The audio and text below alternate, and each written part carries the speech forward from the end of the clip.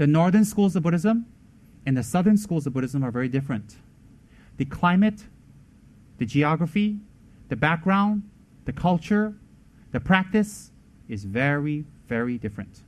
I cannot comment on the great southern countries where Buddhism has taken root, such as Cambodia and Thailand and Laos, all that. I cannot comment. I don't have an in-depth knowledge. But I can tell you about Tibet. In Tibet, shamanistic practice under the name of Pempo, shamanistic practice was very strong. It's very powerful. It is the leading practice. That is, worshipping ancestors, nature spirits, fairies, gnomes, demons, gods, devas. That was very strong, and it still is. And those gods and demons and all these types of beings, even spirits, dead spirits, people who have died, the worship is very strong. And you can get them to help you to get money, to get the lady that you love, to destroy your enemies, to create magic. That's what they're used for. Because shamanistic or pre-Buddhistic society in Tibet were more interested in the primitive aspects of living, which is eat, sleep, mate. That's it. So anything to accomplish that, to make it more smoother, they call that spiritual practice. Actually, it's not. Spiritual practice is to bring you to a state of compassion and omniscience. Not more women, more meat, more wine. That's not the purpose of spiritual practice. So any spiritual practice such as voodoo or shamanistic practice, or these practices that increase anger, increase revenge, increase indulgence, it is not spiritual practice. It is practices that are labeled spiritual practice by people who are not in the know. It's not spiritual practice. Why? You know the definition of spiritual practice as I have explained to you earlier. So therefore, in these pre-Buddhistic times, Tibet is an old society, very old, and they have huge mountain ranges. You see, Tibet is almost the size of Australia, huge, and it's surrounded by mountains, and many are unexplored. And the practice there is basically shamanistic, pre-Buddhistic times, shamanistic practice. So what happens is magic is very strong. Spirits are very strong. Spirit practice is very strong. Don't think it's just in Thailand or Malaysia or Indonesia or Taiwan. Everywhere. Every culture had it. Why? Because people's greed and desire and lust found a way to increase greed, desire, and lust. So therefore, when the Buddhist teachings were coming into Tibet, the great abbot Shantaraksita, the Indian Mahapandita, the Indian pure monk Shantaraksita, came to teach Buddhism. He had tremendous obstacles. The Pempo priests were against him. They did everything they can, from physical harm, from stopping sponsors, from stopping attendance, for sabotaging time, spreading rumors, spreading negative words, by twisting things around. And they also use magic to create hail. They also use magic to create spirits. They also use magic. They couldn't harm him. He was a pure monk. But they harmed the people trying to attend. So sometimes when they have a Dharma talk, hail will come. Disrupt it. So that went on for many, many years. Finally, Shantaraksita said, I can't do it. I have the Dharma, but I don't have any occult powers to overcome these difficulties. I don't have. So what happens was, due to this situation, the great master, Padmasambhava, Lord Guru Rinpoche, the incredible scholar from India, and Pandita was invited to Tibet. And when he came to Tibet, he went on a spiritual war with the mountain deities, with the mountain gods, with the Pempo priests. Instead of teaching Dharma for the first few years, he went into a spiritual war because there were so many obstacles, and he was able to subdue them. He was able to subdue them and create the first monastery in Tibet, Samye. And the most ferocious of those spirits was called Pehar, who is a Mongolian war god in origin, who came originally from Iran. A very ferocious spirit called Pehar. 3 faces, 6 arms. And this spirit went into a spiritual war with Padmasambhava, was defeated, and his energy was contained inside a vase and housed inside Samye Monastery, guarded. And he was sworn to assist the growth of Dharma instead of the destruction. So he was one of the spirits that was sworn. And those are the local deities that were subjugated and sworn. Why? They created a lot of problems. A lot. He's just one of them. There are many others that were subjugated. These spirits are subjugated and they are controlled in Tibet and housed in certain temples because their energy is very strong. They will be more beneficial.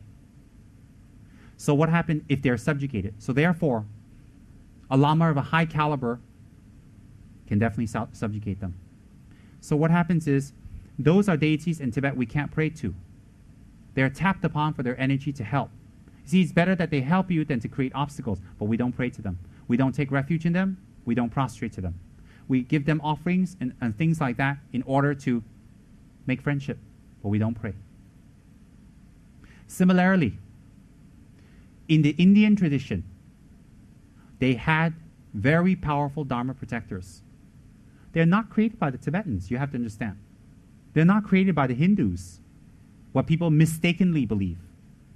They are created and sworn powerful beings who swore their allegiance to Buddha.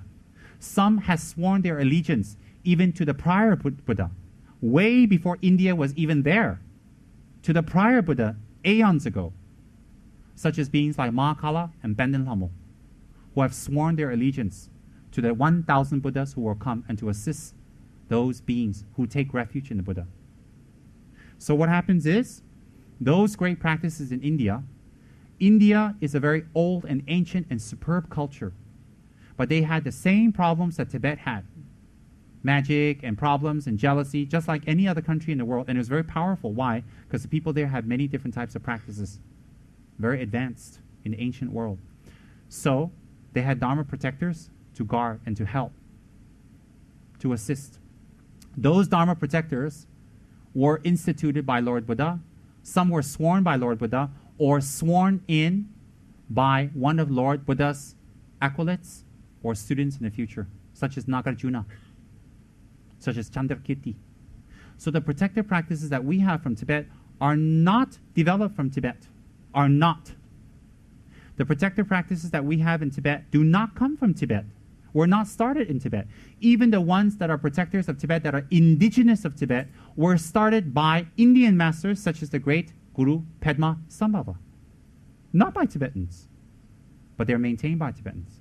And in the lineage of the Dharma protectors such as Mahakala, such as Benden Lhamo, such as Kalarupa, such as Setrap or Vaishavana, those are from India themselves. So the great Indian masters either brought them over, or the Tibetan masters of that time went to India to receive the teachings and practice and meditations from the great masters of Bodhgaya or Nalanda. So let me state the source very clearly. The practice is from India. Enlightened Dharma protectors. So what happens is, look, the northern tradition, the southern tradition, all have one goal, Buddhahood, have one boss, Lord Buddha. But if you have other beings that have sworn to Lord Buddha to help and assist you, why not? Why not? And then if we believe in Lord Buddha's teachings to become enlightened, why do we believe that only Lord Buddha was the one enlightened, that nobody else after him become enlightened? If you believe that after Lord Buddha for 2,500 years, no one became enlightened or gained any type of powers or any type of advancement in their practice, then you have berated and you have degraded the Buddha. Why is it only Buddha became Buddha?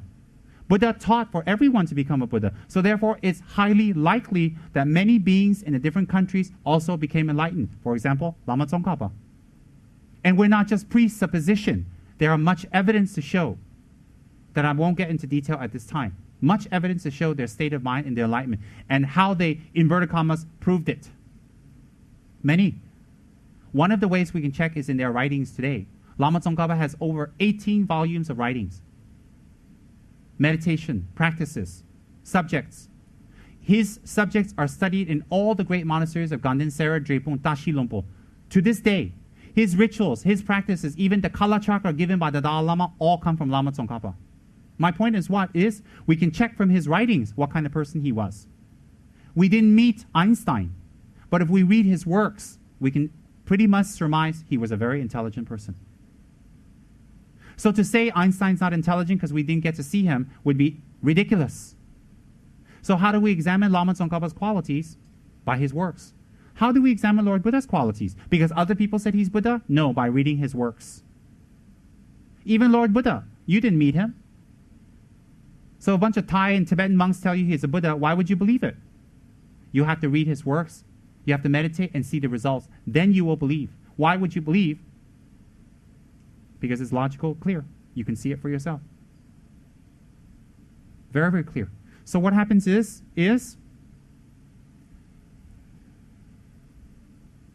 there are two classes of Dharma protectors. There is the super mundane or extra worldly, super mundane Dharma protectors. And then there is the mundane or worldly Dharma protectors. Within the super mundane Dharma protectors, mundane meaning ordinary, super mundane meaning someone or something that has transcended ordinary existence, a Buddha. So English doesn't accommodate the vast richness of the Buddhist language, the vocabulary that we have. But anyways, super mundane, jiden deba in Tibetan, jiden deba means out of samsara.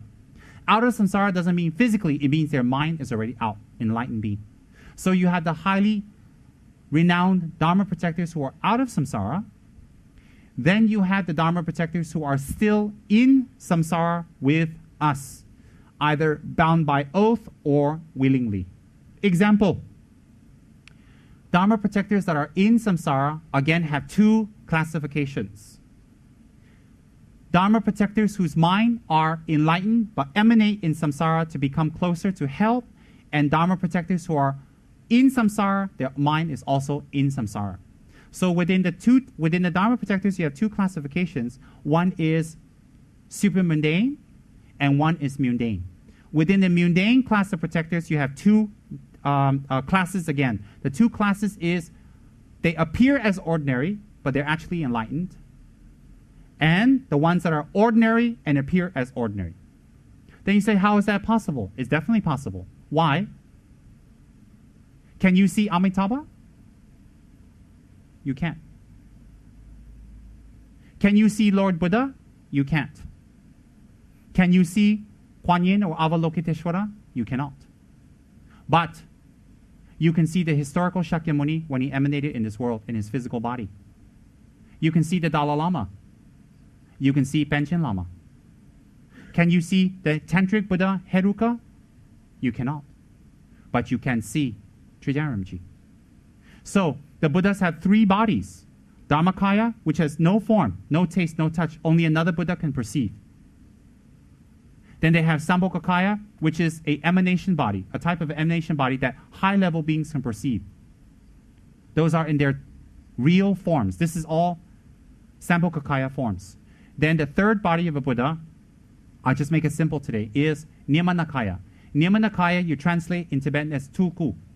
Tulku means emanated body. So, Dalai Lama is a Tulku.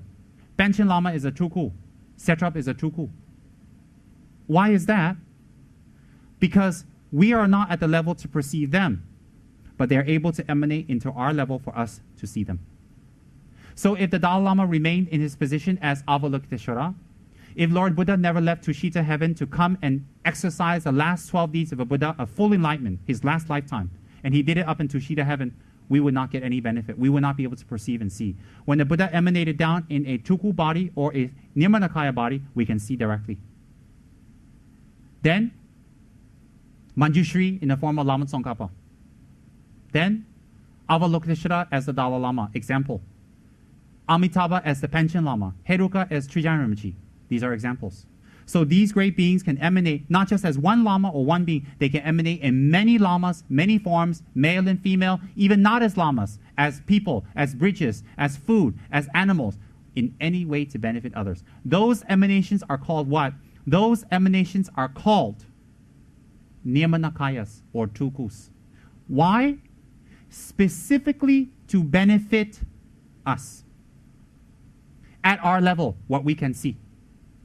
If you say that the Buddha cannot show in that form, then you have limited the power of a Buddha. Then what can the Buddha do? What can the Buddha do? He becomes enlightened. He doesn't teach you. You can't go to where he is. He can't come to where you are.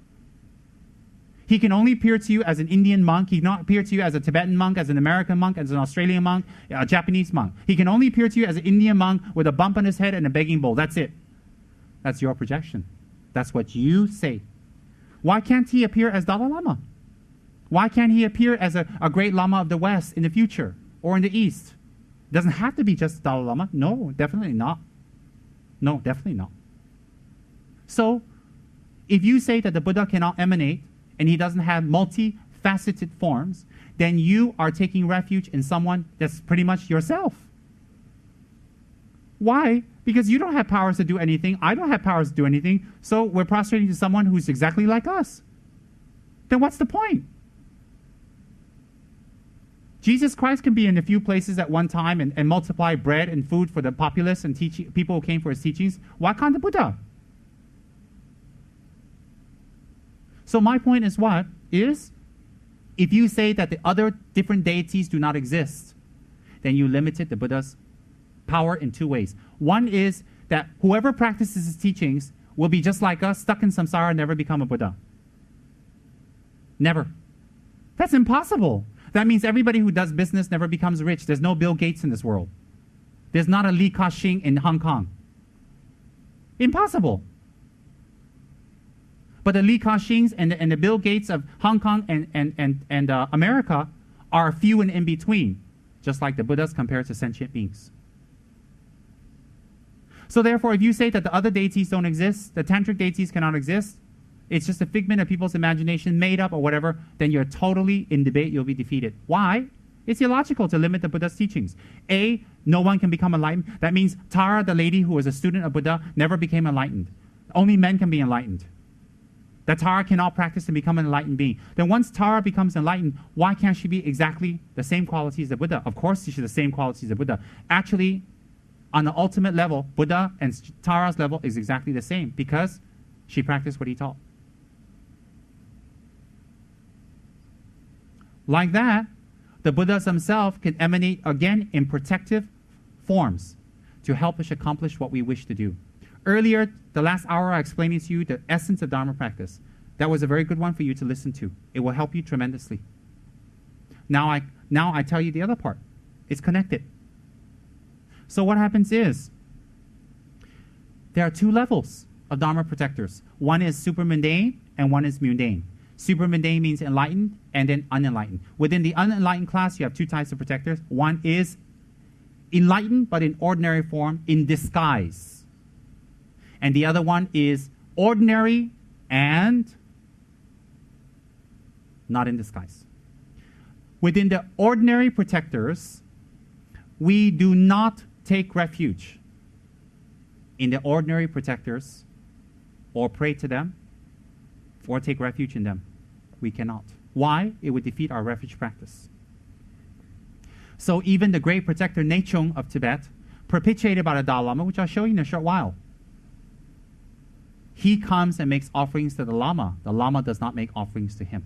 Why? The Sangha is much higher than a protector. The three jewels. When we study Vajrayana more and more, we will see how similar it is to the southern schools of Buddhism. Only the outer appearance is quite exotic and wild and colorful. But actually, the northern tradition never strays from Buddha's teachings.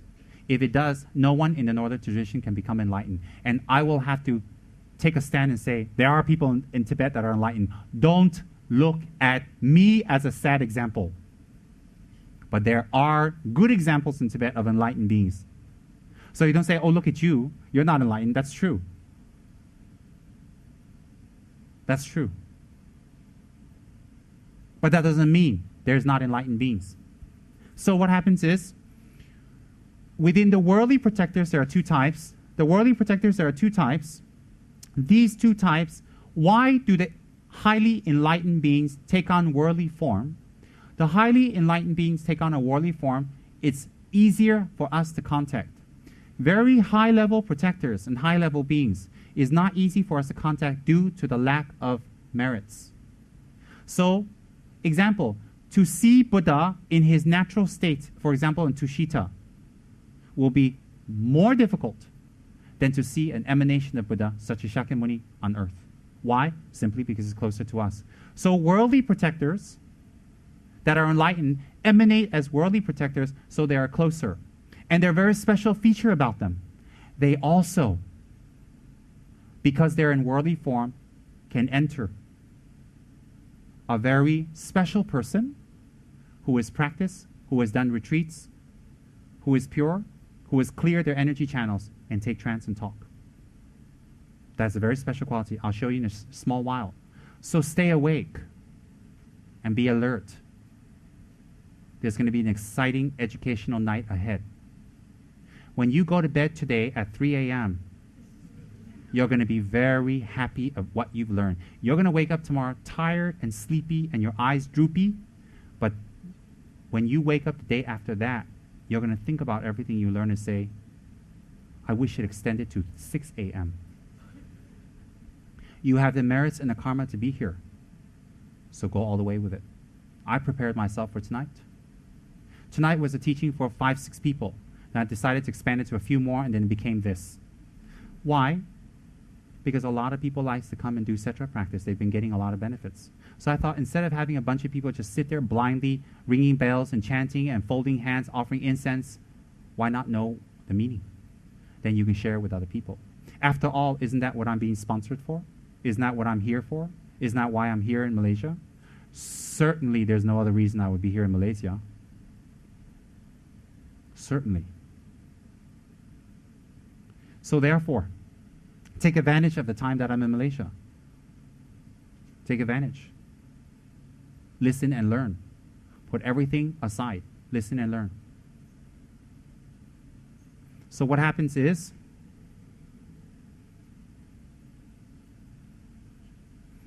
in China, Zai Kong is renowned to be an emanation of Kuan Yin. The Laughing Buddha, we call him in Tibet Hoshang, is well known to be an emanation of Maitreya Buddha. Well known. So that's not something just in Tibet. That's not something just in Tibet.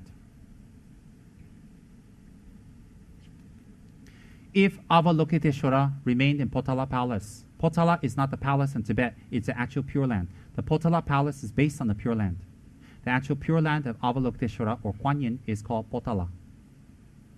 If Avalokiteshvara or Kuan Yin remain there, we cannot see. But when Kuan Yin emanates into the world to teach, to help, to assist, then we can see. Why? They can come to our level, we cannot come to their level at this time. So therefore,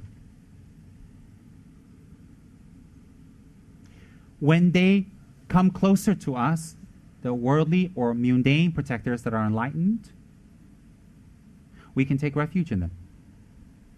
If we can take refuge in the Dalai Lama, we can take refuge in the other worldly emanations too that are of enlightened beings. Why? The Dalai Lama's mind is enlightened. Trijang Rinpoche's mind is enlightened, but their body is borrowed. They're Nirmanakaya or Tulku form. Therefore, we can take refuge in them, their mind. So if we can take refuge in them, we can take refuge in the class of deities that are enlightened, but in worldly form. They're in worldly form because easier for us to pray to, easier for us to get results because we need less merit. Let's be very blunt. How much credentials would you need to walk into a world-renowned bank, to get a loan, and to start a business?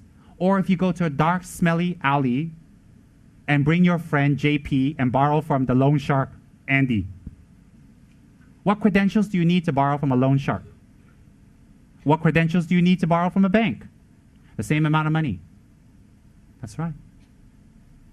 So you can get from both sources. Some of us who are qualified, we can get it. But one thing I don't understand is if you're qualified, why do you need to borrow money? The bank is very sneaky. But anyways, my point is, if you have the credentials, you can go to the bank and borrow. So you're going to need more credentials for the bank because they're established, clean, clear institutions. So for people out in the alley without big buildings and big bills to pay and no overhead, they just sit there with a cigar in their mouth and 2 or 3 girls hanging around them, and they just eat kway teow all day, watch TV. You don't need any credentials. You just borrow the money. Why? They're closer to you. Similarly, Setrap is not some loan shark. But I'm giving you an example of how the deities are so kind to come closer to us. So with someone like Setrap, who is in a worldly form, but the mind is Amitabha, you need less merit to contact him. The results are faster and quicker, and he can accomplish your wishes much faster than someone who's in a bank.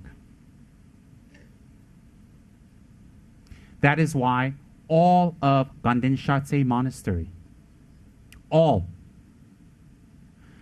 Trijang Rinpoche, Gaden Rinpoche, the head of the Gelugpa sect is from Gaden Monastery right now. The 101st head, the supreme patriarch of the whole Gelugpa school, is from Gaden Shartse Monastery. He is our object of refuge. The tutors of the Dalai Lamas, the tutor of the Dalai Lama, the teacher, Trijang Rinpoche, the great master Soramji, the abbots, and all the masters for the last 600 years of Gaden Shartse, and the monks, and all of them are much more supreme than all of us put together. They all worship and pray to Setrap. When you think about that. So some clown off the street say, hey, what's Setrap? Why you pray? Why? That's stupid, nothing. Then he's right and the monks are wrong. Then the High Lama, Gaden Rinpoche, everybody's wrong. All the High Lamas of Gaden have been praying to Setrap for the last 600 years. Everyone, even now. And even in Gaden Monastery, there's a special Setrap chapel.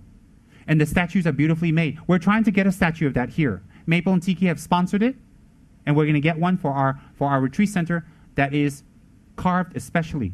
But that will be in our retreat center. This one will be for here. The same one as in Gaden Shartse, exactly the same. What's my point? If all the holy Sangha and the monks and the High Lamas and the teachers all go to Gaden, even the Dalai Lama comes and blesses the Setrap statue, then we went, I wonder if he got power or not. You have to think already. You can make money. You can work. You can go out and do business. The monks can't do any of that. How do you think they get their money? Whatever they do Setrap Puja and they go out and do it. Whatever they finish, they come back, they do Setrap Puja. I live there. That's my monastery. I've seen it. I witnessed it. Things incredible happen when they do Setrap's Puja and practice. You know, listen to me. There are times when the monsoon season is very heavy and we have to complete something in the monastery, like building or whatever. This is very small, but it's quite incredible. And they want to lay the cement for the roof of a prayer hall or whatever. And it's raining cats and dogs. They just have a few monks, older monks, go in there, casually drink tea, do a Setrap Puja. You will see the clouds clear. You will see the clouds clear. They pour the cement and it dries. When it dries, it's solid. The Indian men, the Tibetan guys go up there, they hit, no problem. Then after that, it starts to rain. Many times we've seen that. Something as simple as that. But let's not bring Setrap down to some kind of American Indian dance warrior, just make rain and stop rain. He's much more than that.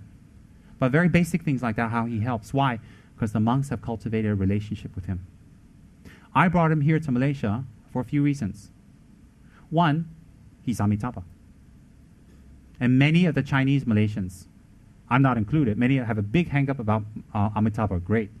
Victory to you. The Pure Line sect. So, why can't Amitabha take off his robes, wear a warrior's outfit, get on a horse and say, I'm going to help you? Why not? You think Amitabha cannot? Then the Pure Land sect cannot? Then they already put a rule for Amitabha. Amitabha didn't make the rule, they make the rule. You cannot. So the Mahayana monks and nuns, they say, Amitabha, you cannot. You stay in the Western paradise, keep quiet, and don't have any drinks. So can we make rules for Amitabha? Can we? Can we say to Amitabha what he can and cannot do? I don't think so. I don't think so. And Gaden Shartse Monastery, one of the most elite monasteries, built by Lama Tsongkhapa himself for the last 600 years, who have created thousands of enlightened masters, thousands. They all rely on the Dharmapala Setrap. Dharmapala means Dharma protector, Setrap for help. The high monks, the high lamas. Don't look at the clown here. The clown here relies on smooth talking, nice hair, and good complexion to get his food. The holy monks there rely on meditation, practice, study, and learning. And Setrap helps. If Setrap will help them, he will help you. So why does he help them? Because the monks are having 2 kids each, opening up a business, have millions of dollars in a Swiss bank, and go for pubs and talk about nonsense and sit there and watch Beckham play with a ball all day long? Do you think that's why Setrap helps them? You think why Setrap helps them, and then use that as an example of how Setrap would help you and what you need to do. You think. So if you pray to Setrap, may I get that foxy, beautiful girl that I saw yesterday. And may she bless me with her beautiful body. Help me, Setrap. And you recite mantras. I am sure you're going to get her. I am sure that's what Amitabha is here to do, to increase your desire. And then when you can't have a baby, you pray to Setrap, give me a baby, give me a baby, give me a baby, give me a baby, give me a baby, give me a baby, and consult the whole planet, every high lama, give me a baby. I'm sure the lama will psychically use his astral body to come, and when you're together with your wife and doing your thing, he'll bless you to have a baby. That's the purpose of Lama Wa. That's why we have a lama, so that he can help us make a baby. That's what Buddha came to the planet for, to teach us how to make a baby. And then, of course, the baby thing is very small, never mind, you know, because you need a very high education for that. The animals, you had learned from the animals how to do it. But you think about money, business, how much time you spend. Give me more money. If I have this, if I come across this, if I get this business, if this deal goes through, then I will do Dharma. You bargain with the Buddha again. You bargain with Setrap. If this business deal goes through, then I can relax. Do you think so? How many business deals have gone through, and have you done spiritual practice? If I get this inheritance, if I get this job, when I finish this, when I get that, then I will do it. How many things have you already gotten in your life, and have you done it? Have you done it? And then if you look at very wealthy people, not everyone, the majority, how many of them sincerely do Dharma practice? Or they're busy with parties, fun, titles, entertainment, cars, traveling, vacations. How many actually do Dharma practice? You think about it. Not all. There are exceptionals. How many? What did Jesus Christ said? It's easier for a camel to fit through an eye of a needle than it is for a rich person to give up his wealth.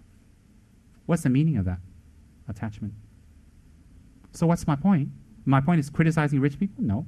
Criticizing you because you can mate and make kids, and wow, wonderful. And they celebrate and have christenings and buy clothes and food and celebrate. Oh, look, he can have a kid. We walk down the street, we say, cats having kids. Do we have a shower? What's the big deal? What's the big deal you can have kids? You just bubbly, and that's it. What is the big celebration? What is the big deal? In fact, when you have kids, you go, uh-oh, they know that I was horny again. They know that I was doing bubbly again. Then you have 10 kids and you show it, you know, like some of my students, they have 10 or 11 people in their family. I'm like, where are you guys from? A small village, no electricity? I said, I understand. Nothing to do. So am I criticizing? No. I'm making you look at it from a different perspective. Am I saying you shouldn't have kids? No. Look at it from a higher perspective. Go throw your kids in the river? No. No. No. It means to divide your time correctly now, because you can look at things from a higher level. Don't fool yourself by lack of knowledge. Don't deceive yourself from lack of understanding. Don't. Then what happens is,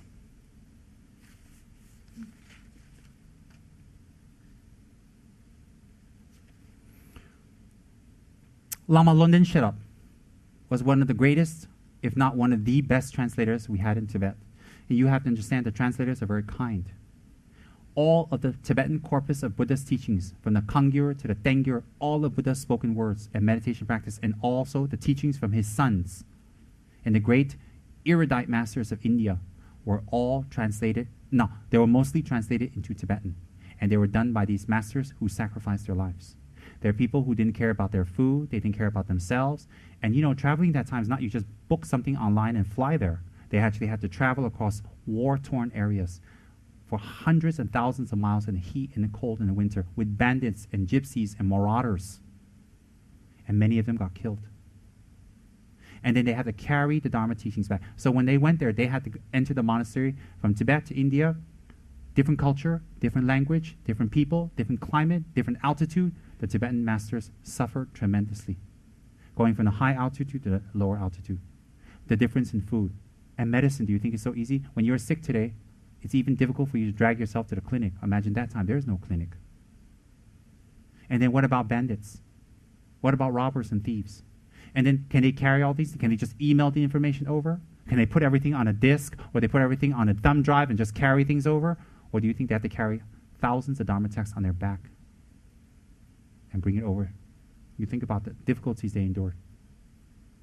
And then when they go there, they study, they meditate, they learn another language. They learn another language perfectly. They master Sanskrit. Master. They offer whatever wealth they have to their gurus in India. And they stay in the monastery. Some become ordained. And they learn, they absorb, they listen at a quick, excel rate because they're not going to stay there. They have to bring it back to Tibet and teach it. So after they learned, they excelled, and they pushed themselves through disease, through age. They don't get, many of them, no married, no kids, nothing, because they gave themselves to the Dharma. No wealth. And they walked. Some were killed along the way. And they bring these teachings back, and they had to restart the teachings in their own country because it was just like in Malaysia at that time. That Buddhism wasn't strong. The knowledge wasn't strong. So to convince people, to get sponsorship, to get help, to get assistance, it was a tremendous, tremendous challenge, just like it is now. Why they're pioneers. And then after they establish the centers, after they establish the sponsors, after they get the people, then they have to skillfully transmit the Dharma to the students. And the students have all types of anger and no time and attachments and mind games and unhappiness and negative karma. And then the one Lama has to teach hundreds of people and repeat the same thing hundreds of times to the same people again and again and again, year after year. And that's after learning and going through so much suffering in India. Not India made them suffer. The hardship of the travel. The Indian masters are extremely kind. And then they come back, they have to teach. And they have to teach to hundreds of people. And then these masters have rumors against them. People don't like them. They say they have sex, they drink, they steal money. Same like what they say now. Exactly the same. People are people. Because if you read their biographies, you'll see that. Some even do black magic to kill these masters. They try to. Unsuccessful, that is. Many. And they endure so much hardship and so much difficulty for many years of their lives, and they bring it back to Tibet to teach. Many years of their lives they endure. And they give up their personal goals. They give up their personal aspirations. They give up their personal wishes. You guys can indulge in whatever you want to indulge in.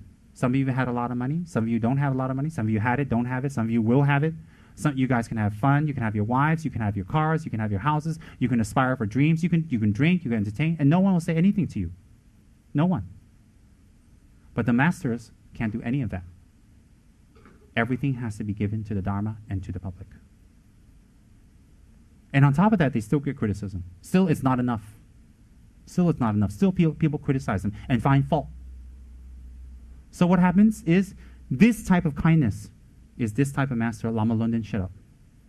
Lama Loden Sherab comes to India and studied.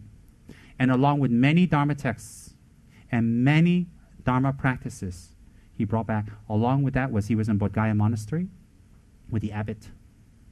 And the abbot saw the incredible obstacles that would occur for the Dharma to spread in Tibet. And from Tibet to spread into the world in the future. Because great masters like Guru Rinpoche predicted. When horses run on iron wheels, when horses run on wheels and iron birds fly, the Dharma will go to the land of the red man. It's already been predicted. When horses run on wheels, that's cars. Because they don't know what cars are, 1,000 years ago. And iron birds, airplanes, what other iron birds is there? You think someone in Tibet made a bird out of metal and threw it in the air, iron bird fly? No, airplanes. These high lamas can see it. Just like Nostradamus last time, he would see things, he'd write things in languages that he knew in his time. And then write it down and say, Dharma will go to the land of red. What's a red man? In America, in the world, what do you consider the race of red people? The beautiful American Indians. As well, it's established. It's already been predicted. So the great abbot there knew that many obstacles will arise and they need a supreme Dharma protector from India to go there for the practitioners, for the monasteries, for the meditators and the monks to get food, to get sustenance, to get help, to get sponsors, to protection from plagues and spirits and all these problems that we experience. That these practitioners may get help. Then the great abbot said to the string of protectors there, because they have all these images in Bodhgaya, which one of you will go with him? Setrap immediately emanated and said to the great abbot, because the abbot is not an ordinary being, this great Indian master, the saffron robe master, not ordinary. I will go. I will go with him. And I will work together with the Lama to spread the Dharma, firm and wide and strong. That's what he did. So Lama Loden Sherab took Setrap with him. And Lama Loden Sherab, being a highly accomplished Lama, very attained already, tested Setrap's power. He wants to see what's the level of this protector. So when they're crossing a river, he had Setrap help him. When Setrap's crossing the river, he pushed Setrap down. Setrap pushed him up. He pushed him down, Setrap pushed him up and brought him across the river. If he can have the equal power of the Lama, it means he's enlightened already. So when he brought him over to Tibet together,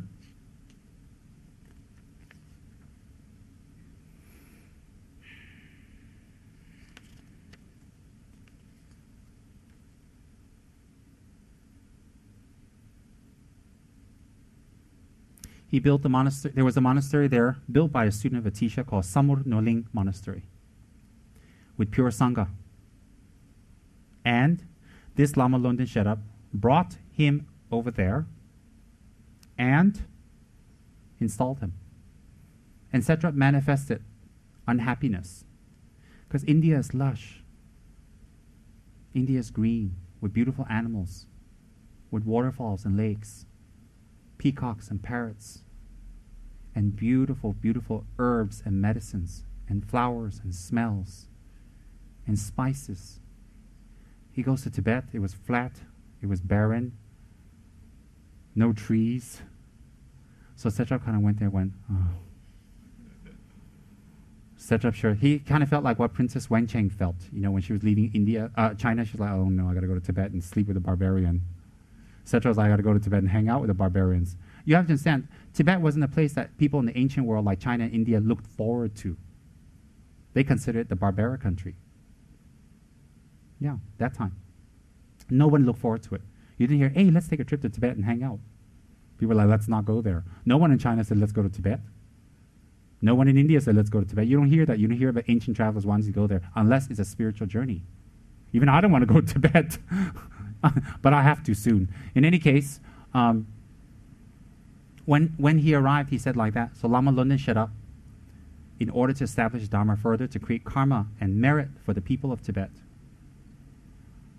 from emptiness, he emanated offerings. Just like when we make a mandala offering, it isn't just a little 3 rings that we have and a few cheap pearls and a few dollars we offer to the Buddha. We actually visualize the whole universe. We visualize everything beautiful, wonderful on this mandala offered up. Similarly, ours is a visualization, but for the lamas, the high lamas, they can actually actualize this visualization into physical form. So Lama Loden Sherab took a little bit of his hair and blew his mantra. Yeah, he had hair too. Why? Because it grew. Anyway, he took a little bit of his hair and he blew it with a mantra. I know, people ask me, why do you have hair? I said, because it grows. And he blew it, and he threw it. When he threw it, a beautiful forest appeared, lush and green and vibrant. And the peacocks roamed and moved around the forest. And the beautiful elephants trumpeted and moved back and forth. And the monkeys and the apes and chickens and cocks all roamed, and the sounds of the forest was alive, and the sound of water and movement and wildlife. And Setrap went, ah. It was an offering on behalf of Tibet from this Lama to create the merit for Setrap to remain. It was a merit. It was an offering. So you're thinking, hey, why Setrap? He's a Buddha. Why he's so attached? He's not attached. He's giving you an impetus to make offering to create the karma for him to stay because he's a Buddha. So therefore today, when we have Setrap altars, we do that. We make beautiful trees, we offer beautiful animals, we offer beautiful instruments. And you know the Tibetan longhorns. The Tibetan longhorns are what? The Tibetan longhorns are the sound of elephants. Then the Tibetan clarinet that we play for the Dharma Protector Pujas are the sound of peacocks. It is to remind. So during Setrap Puja, every month in Gaden Shartse, for the last 600 years, 2 days a month, morning 4:30 to 5 a.m. to nighttime 10 p.m. Every month, 2 days a month, the High Lamas, everybody will come. We do puja to Setrap. Last time, 62 of you came with me. We sponsored a Setrap puja, you remember. So I've attended many of those. So they play the longhorns, they play all of that to offer up to Setrap. Then you say, why offer all these things to Setrap? Why? Listen carefully. When we offer these beautiful sensory items to Setrap that please the eye, ear, smell, taste, and touch, when we offer up to Setrap, we actually receive the karma to be able to let go of the things that we're attached to. So we make offerings to Setrap not because he's a greedy red monster. We make it up to him because we're a greedy red monster. So when we offer these delightful things up to Setrap, music, our attachment to music, we create the causes to cut our attachment to music and praise and nice words. How many times when people tell you nice things, you go, when they tell you something you don't like, how many times? Why? When we react that way, even if someone says something to us that we don't like, when we scold back, whether we are right or wrong, when we scold back, it is from anger. It will increase. It will increase and the karma will be very strong. Why will it be very strong? Because you're acting from anger. It's not if the subject is right or wrong. It is from anger. When it acts from anger, you rehabituate that anger. You make yourself farther from your Lama, farther from Setrap, farther from the Dharma. Why? Because that opposite that creates distance from the three jewels. Very simple. So every time we react back negatively to another person, we distance ourselves from our gurus. So no matter how much we pray, we make offerings, no. Definitely not. It is said in Tibet, when we're near a high being and they're displeased with us, it's a sign that we have very strong karma, negative. It's not that they cannot see us. Our negative karma is very strong. We distance ourselves from our gurus. We distance ourselves from our practice, from our protectors. And when we actually need their help, it's not that they don't want to help. We're so far, it's like it's too far to come. It's just a metaphor. It's very dangerous. So what happens is, he created this. So, what Khyentse Rinpoche told me is, I'm pretty sure it's this monastery. Sambun Norling Monastery is very nearby. Many of the monks used to come to Gaden Shartse, and many of the monks from Gaden Shartse would go there to study with these great masters, because this monastery directly came from Atisha. So a relationship started. When a relationship started, the protector of this monastery, by divination, by the council of the Sangha, was invited to Gaden Shartse. So Gaden Shartse started their lineage from Setrap, from this area, brought over from Lama Loden Sherab, sent over by the abbot of, I don't know the name of the abbot of Bodhgaya Monastery. That is his roots, that is his lineage. So what happens is, when we have Setrap, he's in ordinary form. He's in ordinary form, and people who actually go into retreat, they purify their channels, they purify their chakras, they're either picked by the protector, or they are chosen by their lamas. They purify their channels, their drops, and their winds. And they do intense meditation, minimum 5 years. And they hold their vows. They have very strong, very, very strong guru commitment. Then some of them become very elite, accurate oracles. When the deities such as Setrap is in worldly form, Nechung is in worldly form. worldly protectors can take trance. The deities who are super mundane are ordinarily not able to take trance and speak. Ordinarily.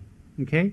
So what happens is when they come, these oracles must enter a retreat either on Hayagriva or Yamataka. They must do a Lama Tsongkhapa meditation first and retreat minimum. After they do Lama Tsongkhapa, they must do Yamataka minimum. After that, they must do Hayagriva or either one. After they have finished, they will receive the initiation of the actual Dharma protector that they will take trance of. And they will do a retreat of Dharma protector. And from that day on, they will hold their vows very clear and clean. Some are monks, some are lay people. Depends on the Dharma protector. Depends. All right? So, the high-level Dharma protectors, whether the oracle is a monk or lay person, it doesn't matter because their power is very great. They can overcome the body. The lower-level Dharma protectors that are actually spirits that become Dharma protectors, they need a body that's very clean because their power is limited. Very limited. Okay? So, what happens is this, is if we have very good eyesight, if someone comes in the room, we have very good eyesight, even the light is very dim, we can see across the room. But if you got a cataract and you're standing there, if the light's very dim, you won't be able to see, will you? So similarly, if you have very high-level attainments, so when you enter a being, even their body's not clean and they're married and all that, still can take trance. Why? It's the power of the protector. So they have to do these retreats. And then after that, after they do retreats, they will be qualified and authorized by a lama. At no time will they operate on their own. They will be under the instruction of a lama. And the lama can stop their trances anytime or can continue. Some lamas can simply throw rice on a person and make them take trance at will. Have that. Depends on the lama. Why? You have to understand, the lamas are in charge, not the Dharma protectors.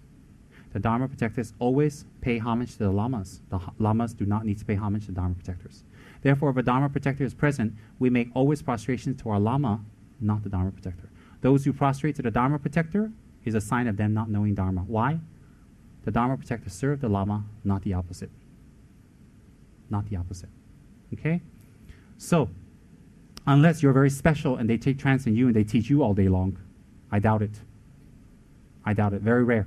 Okay? So what happens is, when the protectors actually come, they're tested. Some protectors are tested by their strength to see if the oracle's real. Some will take swords that even 18 men cannot bend. The protectors will take it, swirl it around, make it into swirls. Or they'll take it and just push it to themselves and bend it. That's for low people who's impressed by Herculean strength. And these swords are highly priced. Highly priced. They will grab those swords. Why? Those swords are hung over the door. No spirit will enter after that. I don't care how powerful your spirit is and he's been following you for 1,000 years and your spirit's got fangs and he's got magic. When he sees that sword, he will split. He will split. All right? I don't care who you are. If they put you on a landmine, how tough you are, that's it for you. So the Dharma protector is like a landmine and you're just like a grasshopper. Okay? So what happens is that's one. Second is they'll test the Dharma protector when they're in trance. The Dharma protector will tell you who they are. Spirits, you have to catch them. And you have to make them tell you. Whether a spirit is high level or low level or beneficial or not will be the effect they have on your body, the effect they have on the people around you, and the effect they have long term. If the spirit is always giving you a headache, is always disturbing, make you worried, and doesn't help anybody, then it's probably a negative spirit. You can judge by their actions and what they say and what they talk. Okay, that's very important. So, the deities who take trance, they actually take trance. And they will be tested. Another way to test the protectors is many of their prophecies are recorded and written down. Some were recorded 200 years ago, some are 300 years ago, some are 400 years ago. They're all recorded in the vault. So they will have special ministers or special monks who take these, who are accurately written down, bring it forth even from a previous oracle. They'll say, on this date, at this time, what did you say? The protector will have to immediately tell you exactly what was said. That's another proof of who they are. So they have to go through a stringent test to be an oracle. It's not so simple. Not so simple.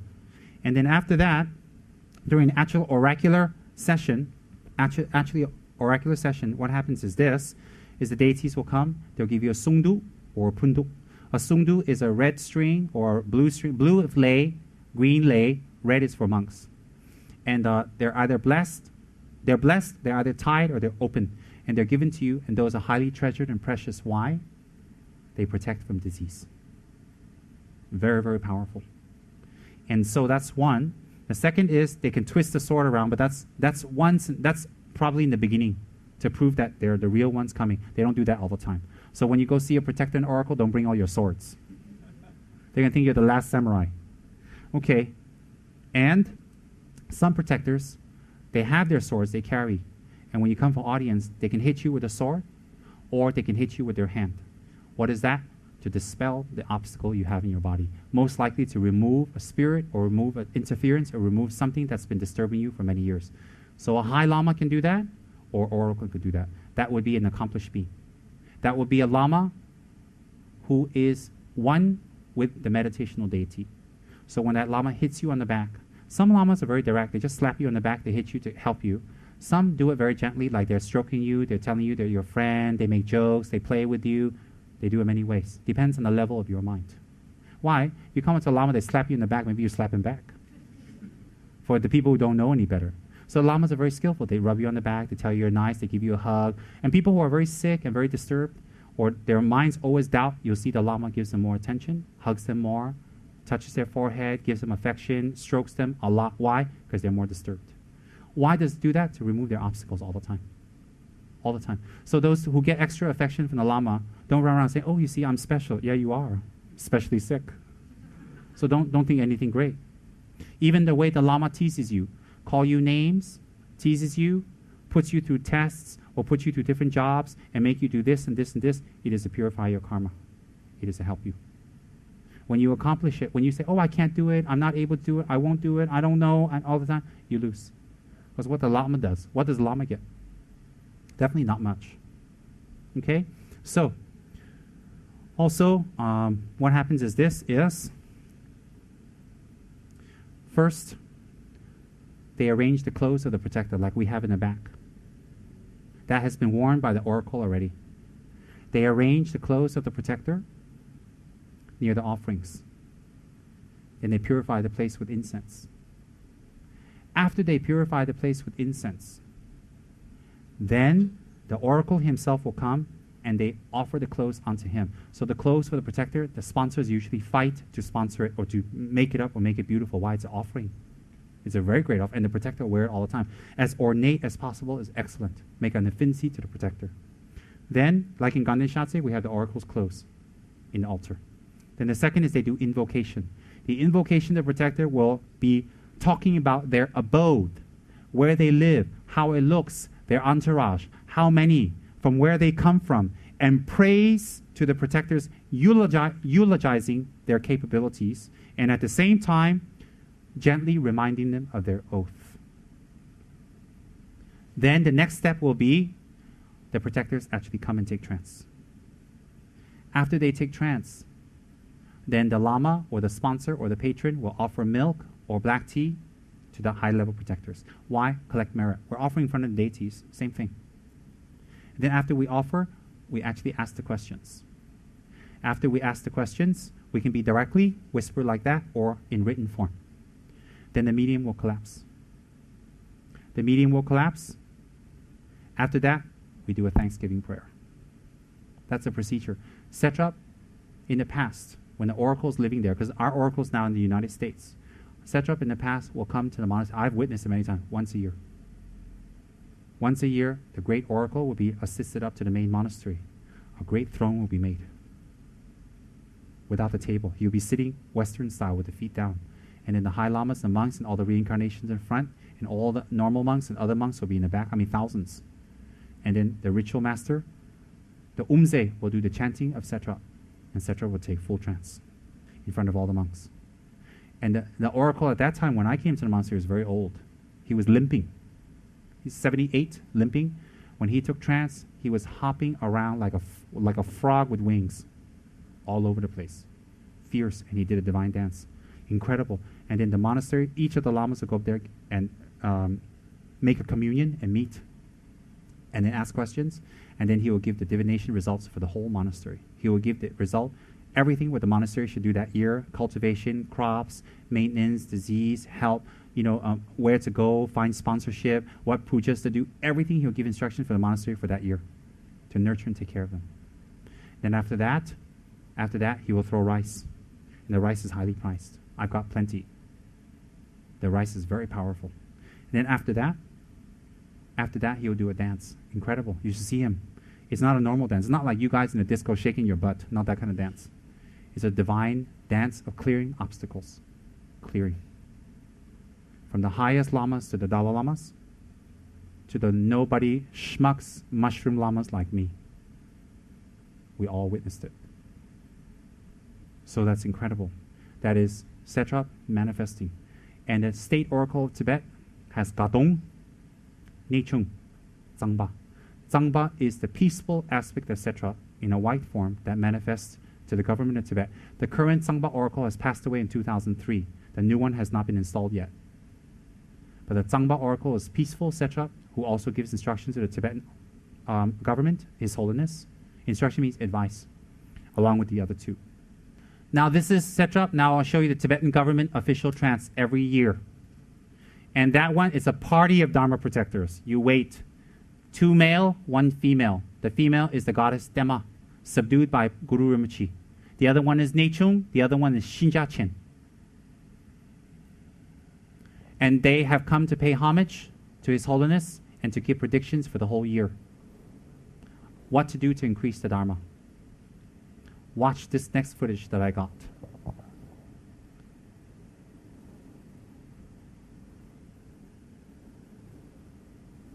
When you hear what they say, when you hear their predictions and what they know, you will never doubt a Dharma protector again. Never. I have consulted them for the last 15 years personally. You cannot believe what they told me. Unbelievable. Things that even 15, 20, 30 years ago, things that were told to me by my Lama privately, they tell me, your Lama said that. Exactly. Once you believe that, once you're convinced of a Dharma protector entering a man and talking a monk, then the other deities must definitely exist.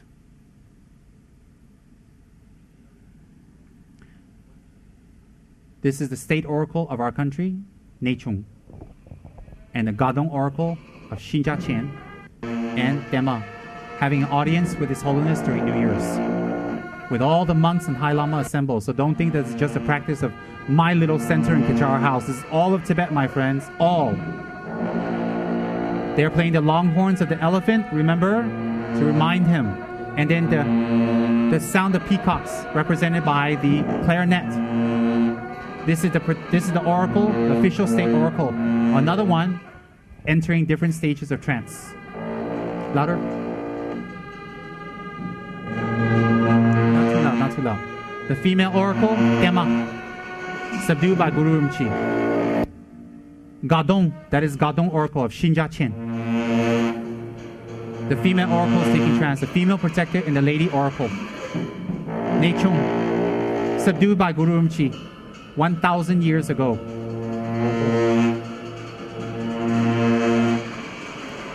A god has entered a man. Man may talk to a god. He is in full trance now. That hat, if worn by a normal person, would snap his neck in half. It will be over 90 pounds.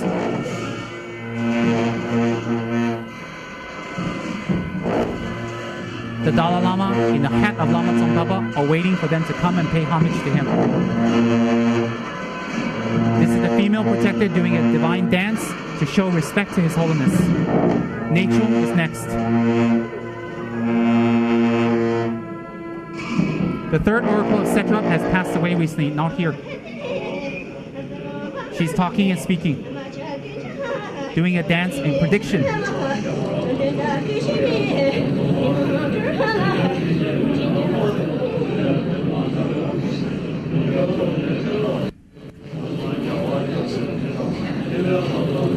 Deities prostrate to the lamas. If they're a real deity, they will prostrate to the lama. If they're a fake one, they will challenge. Because deities know the level of the lamas. That's why the lamas sit, the deities stand.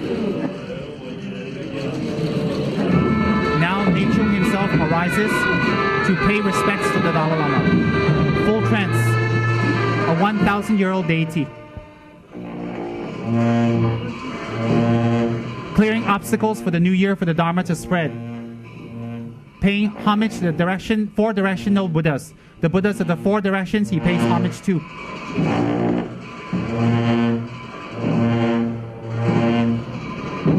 The tradition of oracles is well preserved in our country of Tibet, well preserved and practiced by the lamas.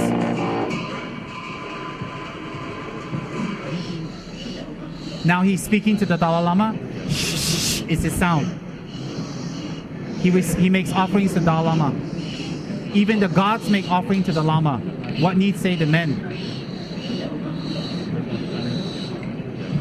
One who upsets the Lama or deceives the Lama, the protectors will not help.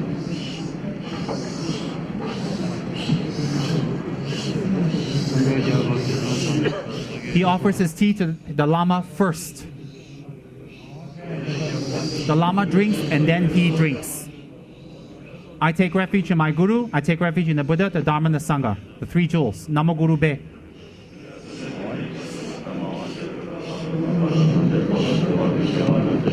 The next oracle after that is Shinja Chen, waiting in line to receive the blessings of the Lama.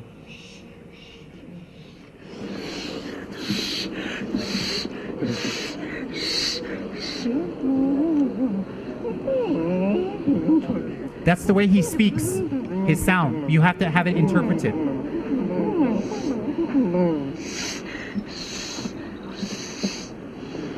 Shinja Chen.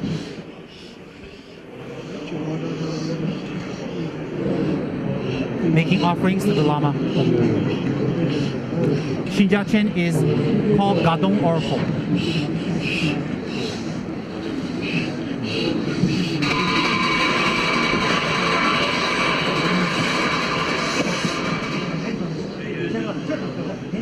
The ministers receiving blessings. Ordinary lay people will go to the protector. He will not come to you.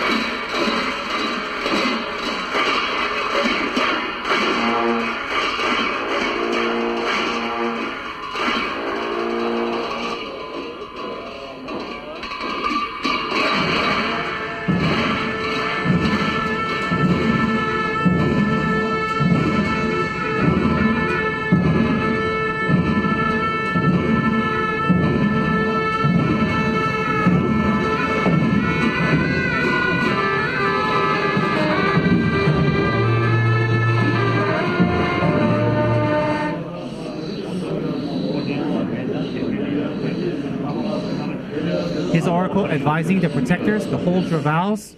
Remember your job to protect the Dharma and to help Dharma practitioners and the cause of Tibet. He is reminding them of their vows. Not them to him, not them to he.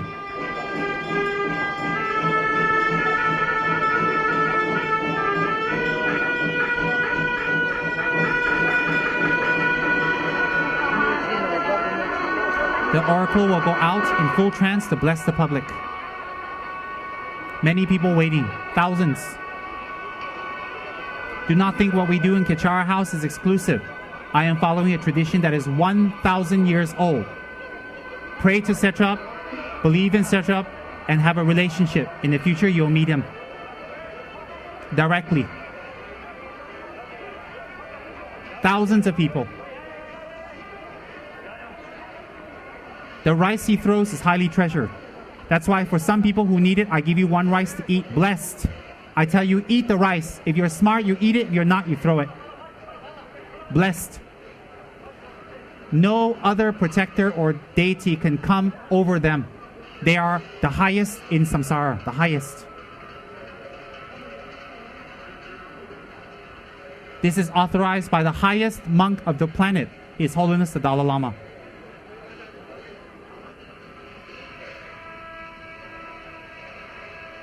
Old, young, whoever, they all know who he is. They will show the deepest respect.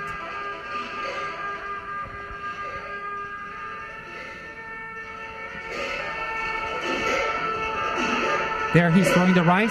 That's where we get it from. Now he will be leaving soon. The consciousness of the oracle will return once he leaves. Left already. They have to remove the hat very quickly or else he'll choke. They're trained monks to do this. His body is rigor mortis and stiff for a few hours. Cannot move after trance.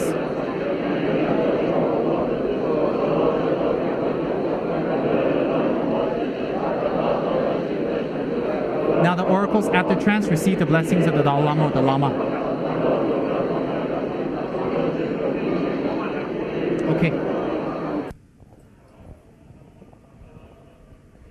I have old footage of this in Tibet also, but we can see that another time. My point is, in Malaysia, people go like this to the deities. Go like this to the medium. Wrong. In Tibet, they respect the lamas and the teachers and the gurus much more than the medium and the oracle. Why? Without the lamas, no one can train oracles up. No one can tell you what to do or give instructions and bless. No one. Also, the lamas are the ones that spreads Dharma and the teachings. So whether it's the Dalai Lama or the abbot of the monastery, the protector will come and pay respect to the Lama. That's why in refuge we say Namo Guru Be, Namo Bodhgaya, Namo Dhamma, Namo Sanghaya. Some people have this misguided view, oh, if I don't do what my Lama says, I just do black tea, everything will be all right. It will not be. Why? The protector will never get revenge on you, but he will not help you. Why? Why would he help you to do opposite of what your Lama advises you? Why? Why would he do that? So if the Lama tells you, do this work, you don't do it, you do black tea, help, very difficult. Very, very difficult. Why? Is it blackmail? No. The Lama has interaction with you all the time. The Lama speaks to you all the time. The Lama has sacrificed and given you time and energy and effort to learn, to understand your culture and what you're doing. So he has very good advice to give you according to your mind. And if you follow his advice, you will aspire, go higher in your spiritual practice. The Dharma protector will help you in that. The Dharma protector doesn't teach you Dharma. It helps you to remove obstacles while you're practicing Dharma. So if you do what the Lama tells you to do, your teacher, and you follow it, then you do black tea. Humongous difference. Humongous. Tremendous difference. So that's why the Lama always says harmony with each other. Harmony. Harmony among the students and assistants and the staff. Harmony. If there's no harmony, it's very difficult for the Dharma protector's help. Very, very difficult. Very hard. Why? Why would he help people who create disharmony and let them know that it's all right to be disharmonious? Illogical. If the Lama tells you, don't talk like that, don't use your mouth like that, and you continuously use your mouth like that, the Dharma protector won't help you. In short, the Dharma protector will never help you for any negative action. And some people don't purposely do negative action. No, they don't. They don't know and they do it. Also, Dharma protector cannot help you. So the Dharma protector practice is not one monastery, or just Gelugpa, or just Nyingma, or one school. It is practiced throughout Tibet for 1,000 years. It was given to us by the great Indian masters of India, not from Tibet. The deities themselves were placed there by the great Indian masters. And the tradition has been held by the highest lamas to the ordinary lamas of Tibet. And the oracles are highly esteemed. There have been a few oracles that have lost their position because they didn't keep their vows clean, so the protector will stop entering them. But it's up to the Lama. So what's my point? My point is, to you that looks very exotic and nice, you don't have a chance to listen to what they say and their predictions and their forecasts. If you can, as I have, you will be amazed. You will be amazed. You will be amazed beyond anything you can ever imagine. Why? These Dharma protectors can see the past with unlimited omniscience, the present and the future. Unlimited obstruction. You're talking to a Buddha. So they take on the form of a worldly being. Why do they take on a form of a worldly being? Able to become closer with us. So our Dharma protector is nothing else in this center but the Setrap. In our Kichara house, we practice Setrap, which is the protector of Gaden Shartse monastery. one of the protectors of the Tibetan government. And this tradition has been 600 years. So I have put it here separately, just like in Gaden. I didn't introduce you something that I made up, or I like, or something that I just think is, oh, it's kind of cute. I'm following a 1,000-year-old tradition. And in my case here, this is from Gaden Monastery. Those of you who have fortune, those of you who have merits, those of you who are intelligent, and you develop a relationship with Setrap by doing his prayer and his pujas and his practices, he will be a tremendous and powerful ally for whatever you want to accomplish that is virtuous. Tremendous. Tremendous. If you do the opposite, he will show you signs of his displeasure, not by harming you, giving you indications. Example, if you want to go for a business deal, you might lose your keys on the way and you miss it. You might think, why like that? But actually, it's to save you from something. Trust. And what does Setrap actually want? So in the back, I have put his clothes, his hat. I put his clothes, I put his hat, I put his implements, and I put everything, all the implements and everything back there as an offering to Setrap. Why? Why do I put the hat and the implement and all these items to Setrap? Why? As a reminder of his ever-presence and his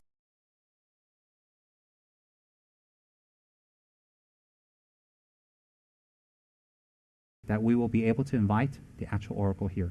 Just now we saw the video. Just 5 minutes ago we saw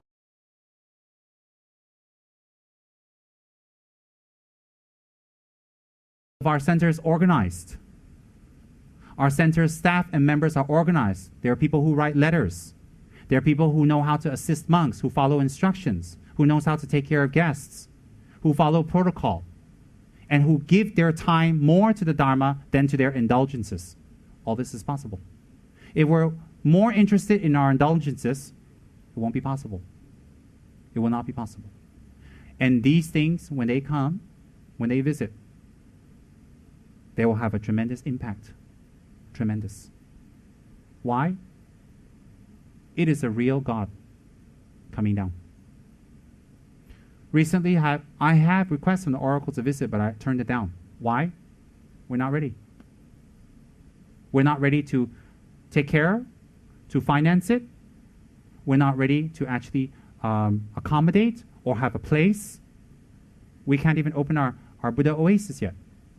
We're not ready. In fact, some of my gurus I wanted to invite here, I've been waiting for us to get ready, pushing. They've already died. I have a few other gurus I wish to invite in the future. I'm waiting for us to be ready. But if we're not organized, we don't commit, we can't be ready.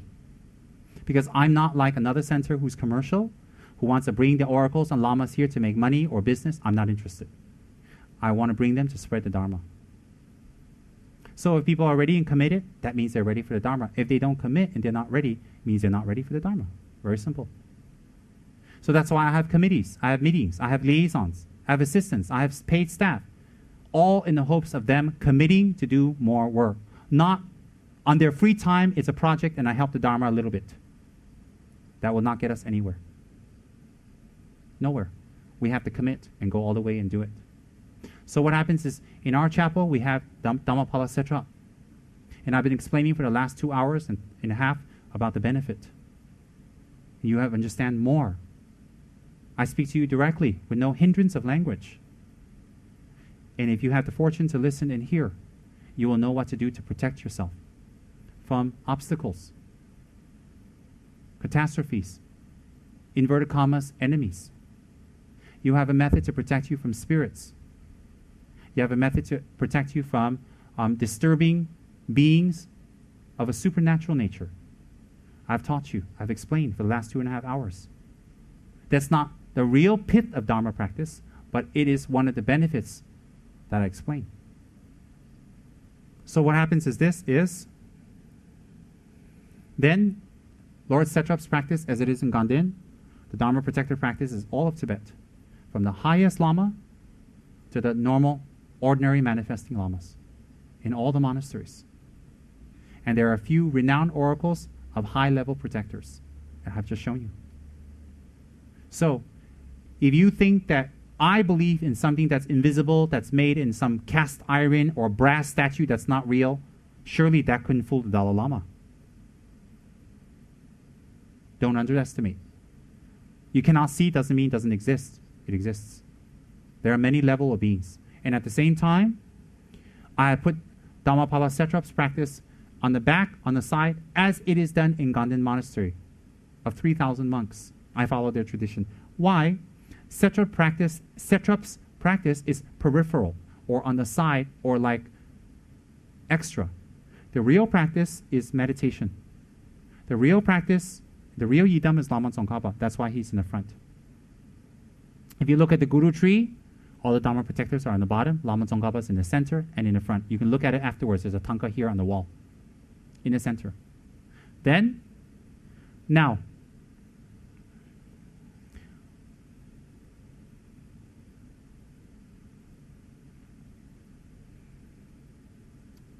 inner offering to Setrap. Inner offering. Inner offering. Outer offering. Peaceful offering. Wrathful offering. Why? The significance? I will explain. The real offering that a Dharma protector wants is for you to transform your mind. When your mind transforms, you become more patient. You control your speech. You control your motivation. You transform your anger. You let go of your indulgences and more indulge. Stop making Dharma. Stop using your indulgences as an excuse to do less Dharma.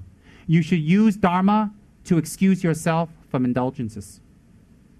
That is very important. We always say, I've got family, I'm not healthy, I don't have enough money, I've got no time, I've got kids, that's why I can't attend Dharma, that's why I can't pray, that's why I can't do Dharma work. We always do that. And you know what's sad about that? It is true, but you dug your own hole. So when you indulge in that further, you create even further karma in future lives to have even more of those problems. Even more. So you don't have kids? Of course you do. You don't have jobs? You don't have bills? Of course you do. Of course. But to say it very bluntly, as I said earlier, you created your problems. You asked for it. You looked for it. You begged for it. You even did pujas to have it. You even used pujas to have it.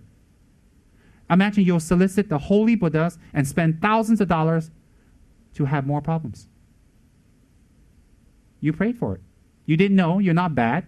You thought that's going to make you happy. You thought that's going to be the object of your happiness. You're not bad at all. No. But if you think about it on a big scale, that's what we've been doing.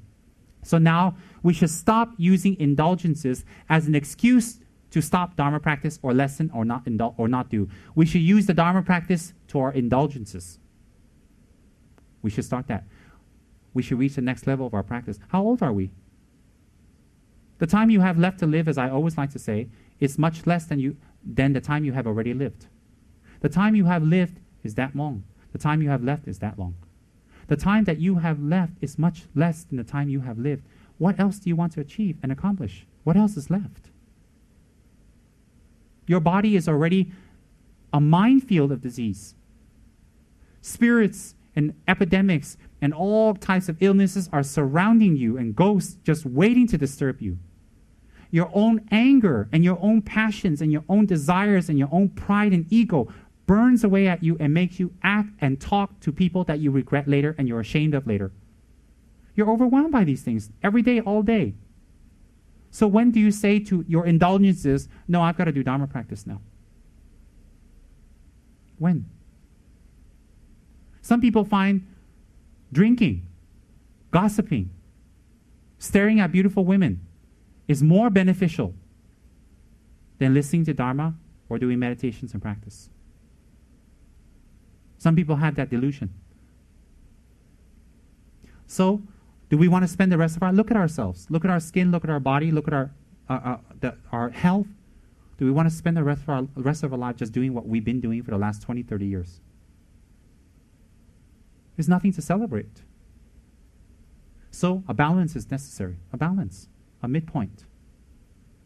I'm teaching you Setrap's practice, not for you to focus on him.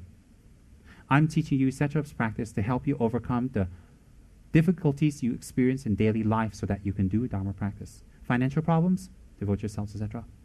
Financial problems, devote yourself to Setrap. That's contrary to what I said earlier. What does that mean? So that you can do Dharma. If your motivation is to indulge in more indulgences and then you pray to Setrap, chances are very unlikely you'll get assistance. Very unlikely. What enlightened being will assist you to indulge in your indulgences and more negativity even more? That's not a Dharma protector. He doesn't protect you. He's not helping you. You want Dharma? I give you Dharma. Or do you want us to get together and do a few nice chantings and a few tunes and exotic instruments, like what some of the Tibetan people come here and do, the monks? Then I hop up and down in some exotic, black hat dance, wave the 5-color katas at you. Is that what you want? Or do you want the Dharma? I'm giving you the Dharma. Straight and clear.